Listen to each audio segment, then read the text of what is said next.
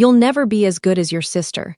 My father announced it with a chuckle as he tapped his fork against a crystal glass, as if this was simply another innocent family jest. The dining room carried the aroma of roasted lamb and fine wine.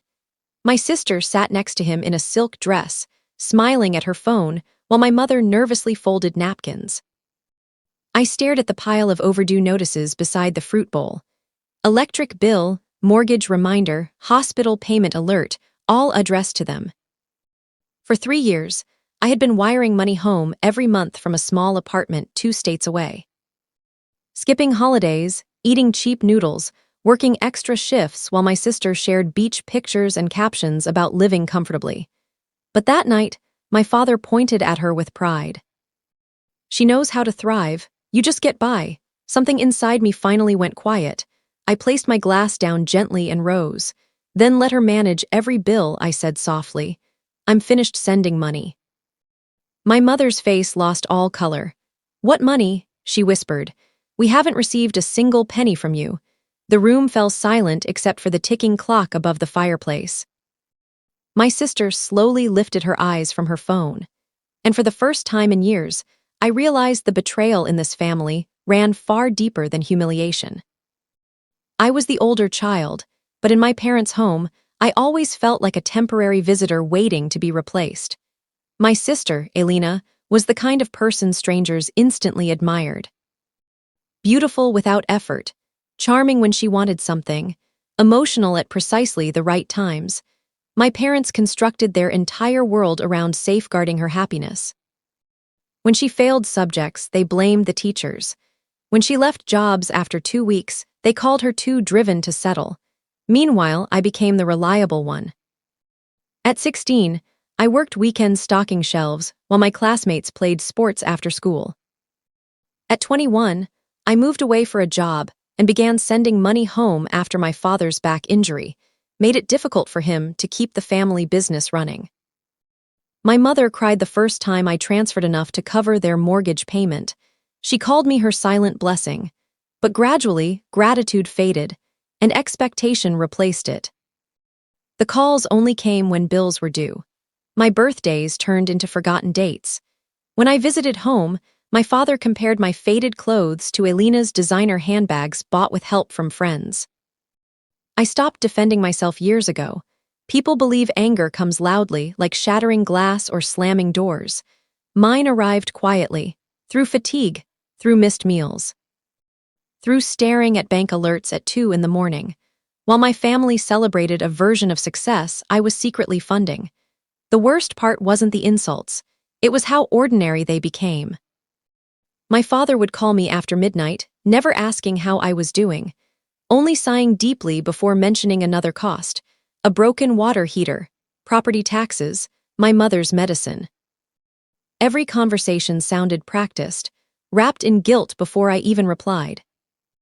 Then, days later, I'd see photos online of Elena at rooftop restaurants, holding shopping bags worth more than my monthly groceries. Whenever I mentioned it carefully, my mother's voice would turn soft with disappointment. "Your sister has a difficult life too," she'd say. "You know how sensitive she is." Sensitive. That word followed Elena like royal protection. At family gatherings, I noticed things I used to overlook. My father poured her wine first. My mother saved the best portions of food for her plate without thinking.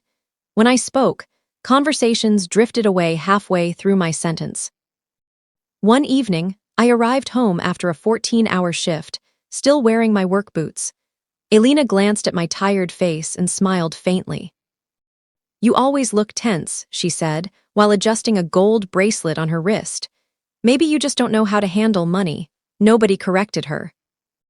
Not even after my father casually asked if I could help a little extra this month, while she booked a vacation beside him on the couch. The turning point came 3 nights before that dinner. I was sitting alone in my apartment, still in my work uniform, eating cold rice from a takeout container while rain tapped softly against the window. My bank app was open beside me. Rent due in 4 days. My car needed repairs. I had exactly enough money left to survive the month if nothing else went wrong. Then my father called. He didn't ask if I was busy. Your sister found a business opportunity, he said right away. She just needs a little help to get started. In the background, I could hear laughter, glasses clinking, music, a party. I closed my eyes slowly. How much, I asked. There was a pause, almost offended by the question. 5,000. I actually thought he was joking. That amount was more than I had saved for myself in nearly a year. I looked around my tiny apartment.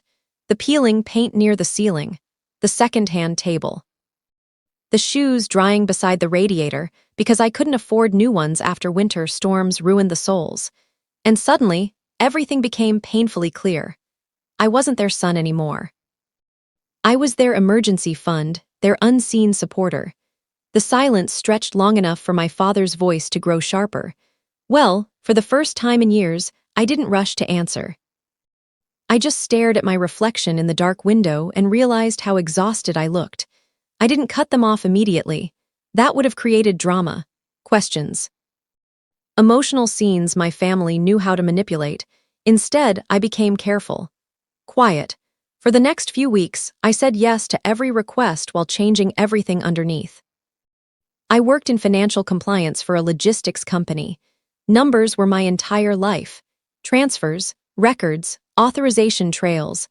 I noticed patterns automatically, even when I didn't want to. So one night after work, I opened years of banking history and began tracing every payment I had ever sent home. That was when I discovered the accounts didn't match.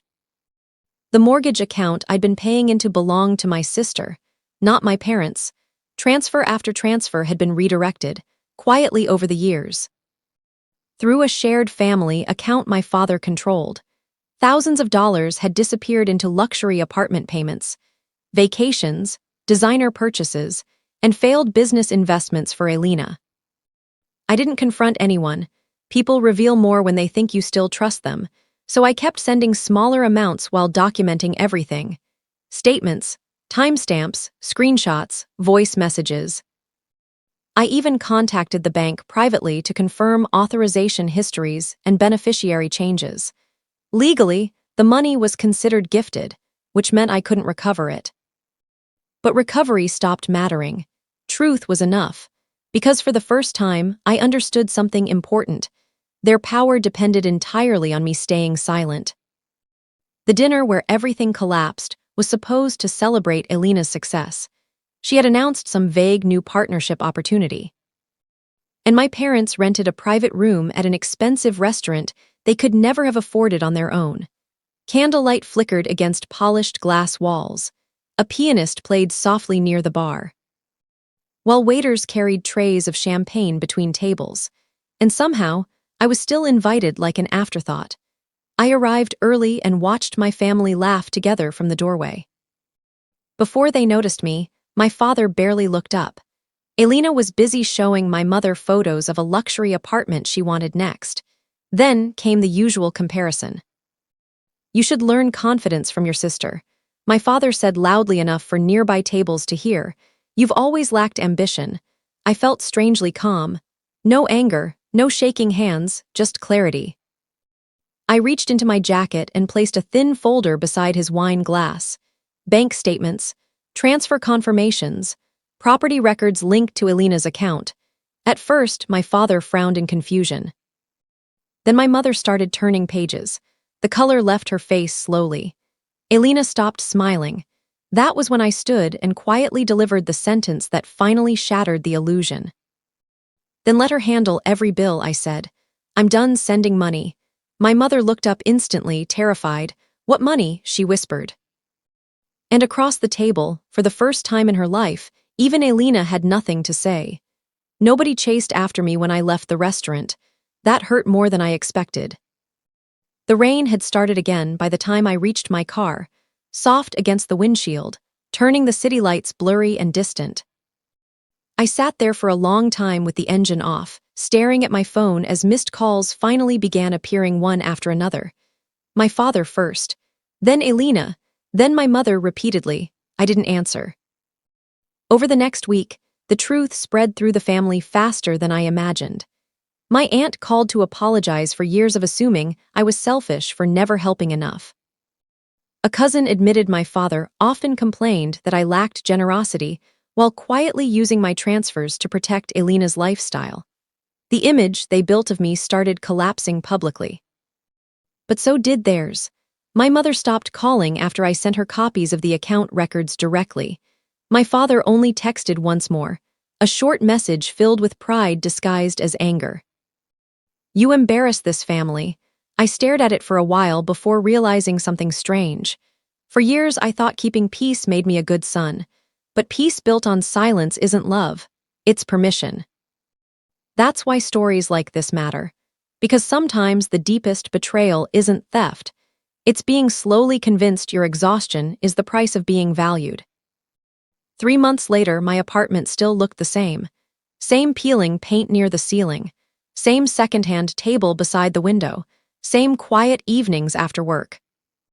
But for the first time in years, the silence felt peaceful instead of heavy. I repaired my car, started sleeping properly again. Opened a savings account with my own name on it instead of emptying every paycheck into someone else's life. Small things began feeling important. Buying groceries without checking my balance twice. Drinking coffee slowly on Sunday mornings. Realizing I no longer felt panic every time my phone rang. My family changed too, though not in the dramatic way people expect. My father never apologized. Elena disappeared the moment financial support stopped. Only my mother reached out eventually. Her message was short, honest, maybe for the first time in my life. "I didn't want to see what was happening because it was easier to need you than protect you." I never answered right away. Some wounds heal quietly. Others simply stop controlling you. I still think about that dinner sometimes. The frozen look on their faces. The moment the illusion cracked open under the weight of truth. Not revenge, not victory, just freedom. And I learned something important after all of it. The people who truly love you will never require your suffering to keep their lives comfortable.